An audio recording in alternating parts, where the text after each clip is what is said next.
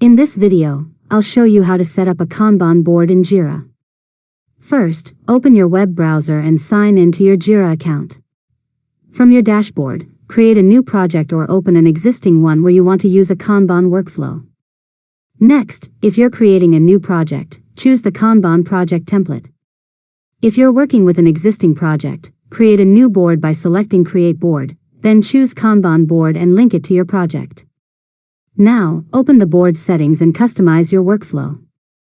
Add or edit columns such as To Do, In Progress, In Review, and Done, then map each column to the appropriate workflow statuses. After that, start creating issues such as tasks, stories, or bugs. Fill in the title, description, priority, assignee, and any other relevant details. Your issues will automatically appear in the appropriate board columns. Next, organize your work by dragging issues from one column to another as progress is made. You can also apply filters, use swim lanes, set work in progress limits if needed, and customize the board to match your team's workflow.